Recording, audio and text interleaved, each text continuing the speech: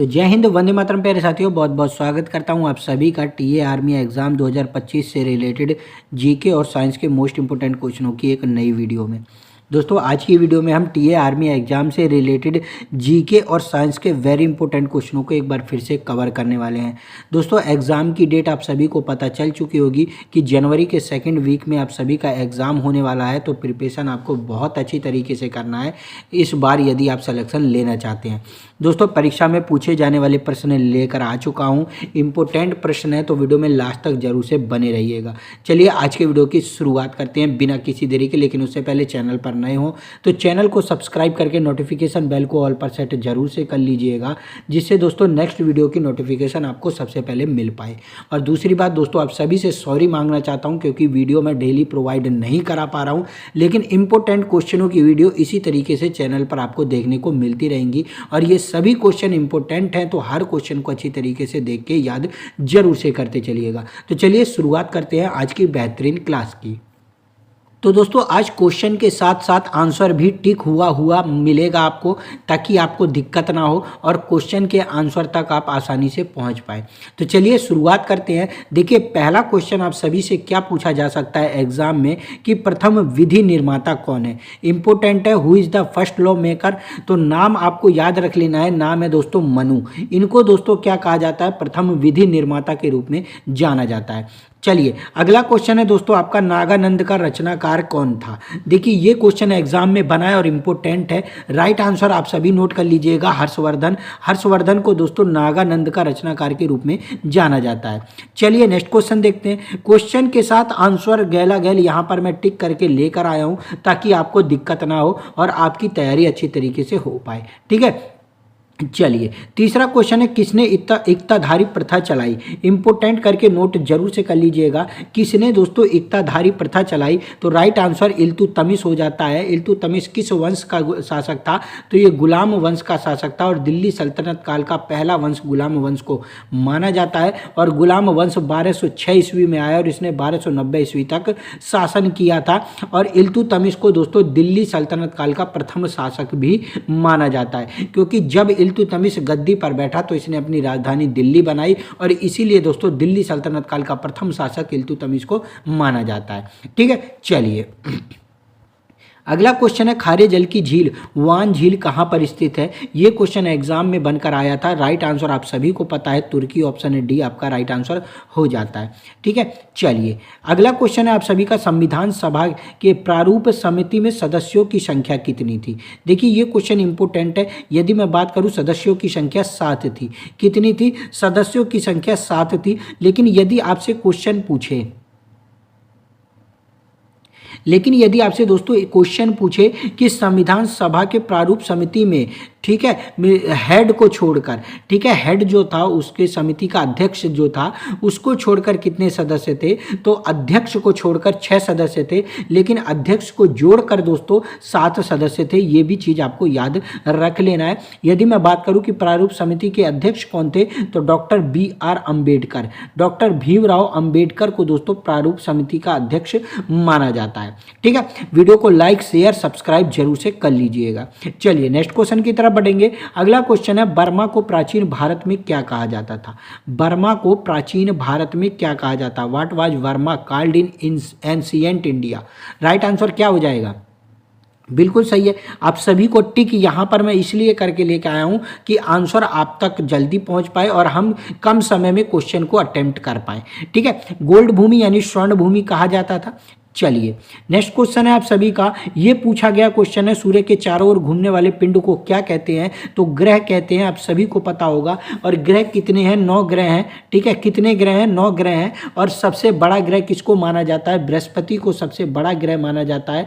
और सबसे छोटा ग्रह किसको, बुध को माना जाता है। ठीक है, उपग्रह पूछूं तो बृहस्पति का उपग्रह है गैनीमीड, जिसे सबसे बड़ा उपग्रह माना जाता है। ठीक है, ये चीज़ आपको याद रख लेना है। चलिए अगला क्वेश्चन है आप सभी का, इनमें से कौन सा एक आग्नेय शैल का उदाहरण नहीं है, और ये ऑप्शन में बन के आया था। राइट आंसर ग्रेनाइट हो जाएगा। आप सभी को पता है कि ग्रेनाइट क्या है, एक आग्नेय शैल का उदाहरण नहीं है।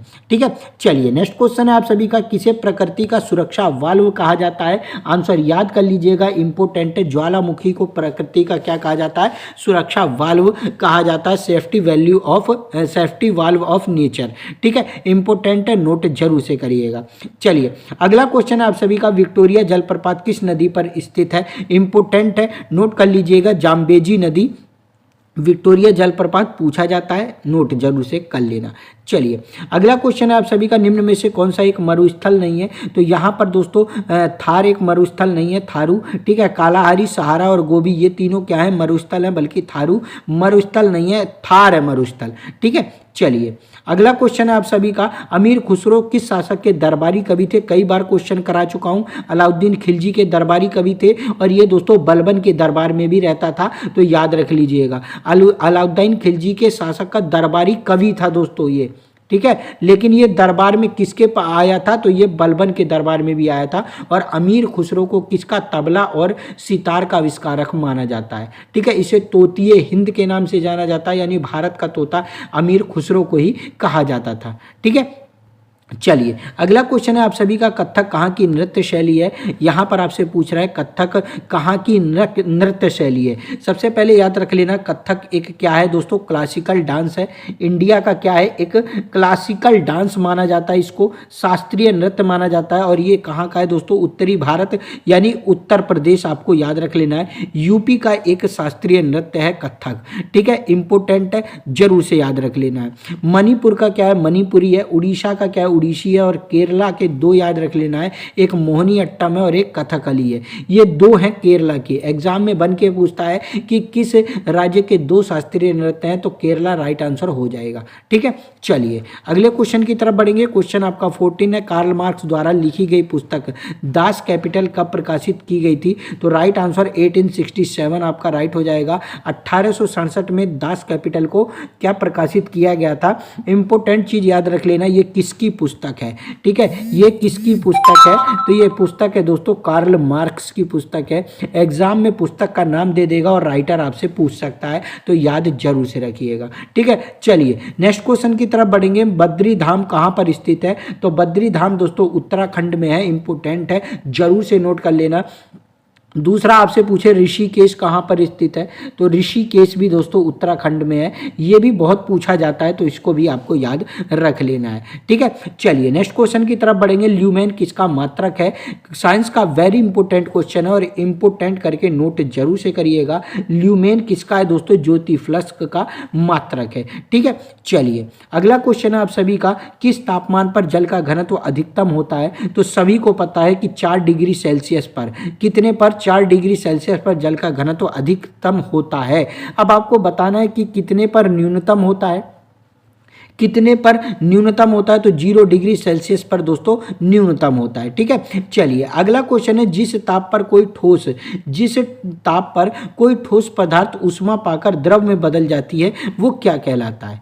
तो जब कौन सा राइट आंसर होगा? सभी को पता है, देखिए जब कोई ठोस पदार्थ हो उसको ऊष्मा दी जाती है, तो वो अपने गलनांक पर, मेल्टिंग पॉइंट पर आकर क्या हो जाता है? द्रव में चेंज हो जाता है। ऑप्शन बी आपका राइट आंसर होगा। ठीक है, चलिए अगला क्वेश्चन है दोस्तों, ध्वनि का प्रभाव मानव के कान में कितने समय तक रहता है?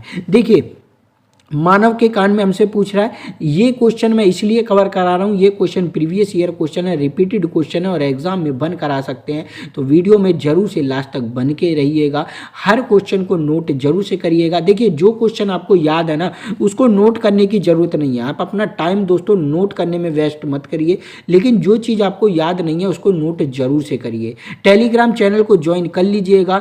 कल दोस्तों आप सभी को टेलीग्राम चैनल पर मैं कोशिश करूँगा कि हर स्टेट के चीफ मिनिस्टर और गवर्नर का लिस्ट जो है प्रोवाइड करा दूँ।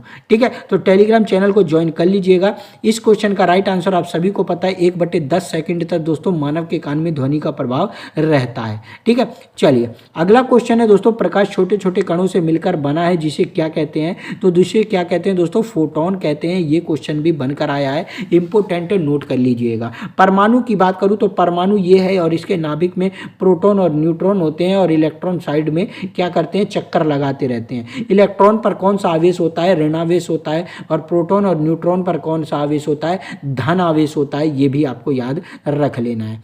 ठीक है, चलिए अगला क्वेश्चन है, 100 साल का युद्ध किनके बीच में लड़ा गया था? तो 100 साल का युद्ध दोस्तों फ्रांस और इंग्लैंड के बीच में लड़ा गया था। इंपॉर्टेंट है, ये भी आपको नोट कर लेना है।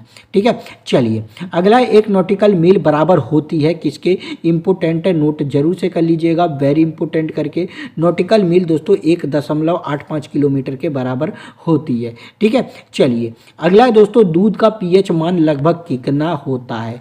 देखिए दूध का पूछेगा आपसे, ब्लड का पूछ सकता है आपसे दोस्तों, और भी चीज़ें हैं जो एग्जाम में, जैसे आंसू का पूछ सकता है। तो ये क्वेश्चन बनकर आता है, इंपॉर्टेंट क्वेश्चन है। यदि मैं अप्रॉक्सीमेटली की बात करूँ तो 6.4% दोस्तों क्या होता है? दूध का पीएच मान होता है। इंपॉर्टेंट है, जरूर से याद रखिएगा। चलिए अगला क्वेश्चन है दोस्तों, आधुनिक आवर्त का नियम प्रतिपादन किसने किया था? तो आधुनिक आवर्त नियम का प्रतिपादन किसने किया था? मोस्ले ने किया था। किसने किया था? मोस्ले आपका राइट आंसर हो जाएगा। ठीक है, चलिए अगला क्वेश्चन आप सभी का इंपॉर्टेंट क्वेश्चन है, लोहा प्रचुर मात्रा में पाया जाता है। तो लोहा दोस्तों ज्यादातर आपको ग्रीन वेजिटेबल में देखने को मिलेगा, हरी सब्जियों में लोहा पाया जाता है और हमारे शरीर में होता है, जो हमारे शरीर के लिए बहुत लाभ करता है। इसीलिए आप सभी से कहा जाता है साग और हरी सब्जियां ज़्यादा खाया करिए। ठीक है, क्योंकि ये हमारे शरीर के लिए काफ़ी हद तक बहुत ज़्यादा जरूरी होती हैं और हमारे शरीर को बहुत लाभ पहुँचाते हैं। ठीक है, चलिए अगला क्वेश्चन आप सभी का, चीन की ग्रेट वॉल का निर्माण किसने करवाया था? तो right answer Shi Huang Ti ने करवाया था। इंपॉर्टेंट तो नहीं है पर याद रखिएगा। चलिए अगला क्वेश्चन है आप सभी का, सिगरेट लाइटर में निम्न में से कौन सी गैस प्रयुक्त होती है? तो ब्यूटेन का प्रयोग किया जाता है सिगरेट लाइटर में, जिससे दोस्तों क्या होता है? लाइट जलती है, मतलब आग निकलती है। चलिए अगला क्वेश्चन है आप सभी का, किसे काली मौत कहते हैं? तो दोस्तों प्लेग को काली मौत कहा जाता है। किसको कहा जाता है? प्लेग को काली मौत कहा जाता है और ये दोस्तों कैंसर से भी खतरनाक बीमारी है। ठीक है, चलिए किसके कारण होती है? तो खासकर आप सभी देखोगे चूहे वगैरह के कारण बीमारी हो जाती है। चलिए अगला है, गाजर किस विटामिन का समृद्ध होता है? तो गाजर दोस्तों विटामिन ए के लिए होता है। ऑप्शन ए डी आपका राइट आंसर हो जाएगा। और विटामिन ए किसके लिए ज़रूरी है? हमारी आँखों के लिए बहुत ज़रूरी होता है। ठीक है, हमारी आँखों के लिए बहुत ज़रूरी होता है कौन सा? Vitamin A. और इसीलिए कहते हैं गाजर ज़्यादा खाया करिए यदि आपकी आँख कमज़ोर है।